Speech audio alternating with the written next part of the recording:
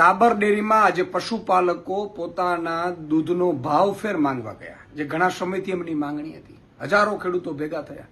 ભાજપના રાજમાં પશુપાલકોને ભાવ આપવું તો દૂર, ભાવ ફેર આપવા તો દૂર, ઉપરથી લાઠીઓ વરસાવી પોલીસ થરી, અને એમાંથી એક પશુપાલકનું મોત થયું છે. આ શું થઈ રહ્યું છે ભાજપના રાજમાં? ગુજરાતમાં ખેડૂતોને પશુપાલકો ઉપર આટલો અત્યાચાર.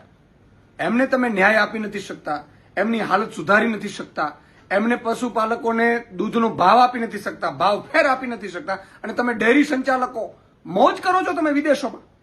અને એ જ્યારે ભાવફેર માંગે, પોતાનો હક માંગે, તો લાઠીઓ વરસાવીને એમને મોત આપો છો. ભાજપના રાજમાં હવે પશુપાલકોને ખેડૂતોને મોત મળતું થઈ ગયું. આ ખૂબ જ દુઃખદ ઘટના છે. આ માફ ન કરી શકાય એવી ઘટના છે. હું મૃતકને, પશુપાલકોને જે મૃત્યુ પામ્યા છે, ભગવાન એમની આત્માને શાંતિ અર્પે, એમના પરિવારને દુઃખ સહન કરવાની શક્તિ આપે. પરંતુ ભાજપને કહેવા માંગુ છું કે તમારો અહંકાર આટલો સારો નથી. તમે ખેડૂતો અને પશુપાલકો ઉપર જે અત્યાચાર શરૂ કર્યો છે એ ક્યારે સાંખી લેવાય એવું નથી.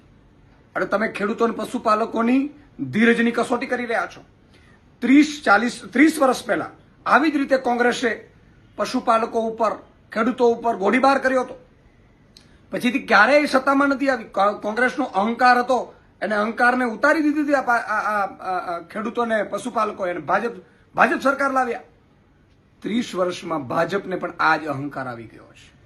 તમે જે રીતે અત્યારે ખેડૂતો ઉપર ને માલધારીઓ ઉપર ને પશુપાલકો ઉપર અત્યાચાર કરો છો, ગોચરો રહેવા નથી દીધી, સામે પક્ષે દૂધના ભાવ નથી મળતા, ભાવ ફેર નથી મળતા, અને તમે જેટલા પણ ભાજપના કાર્યક્રમો કરો એ ડેરીઓમાં ઉધરાવી અને તમે એ રૂપિયા ચાવ કરી જાઓ છો. આ ક્યારેય પશુપાલકો સાંખી નહીં લે. આ ખેડૂતની, પશુપાલનની જે હત્યા કરવામાં આવી છે ભાજપ સરકારમાં, એ ક્યારેય સાંખી નહીં લેવામાં આવે. ખૂબ જ દુઃખદ ઘટના છે. 54 લાખ ખેડૂતો અને લાખો માલધારીઓ, પશુપાલકો આ મામલે ભાજપથી હવે નફરત કરશે. ભાજપને આની કિંમત ચૂકવવી પડશે. જય હિન્દ, જય ભારત, જય જય ગરવી ગુજરાત.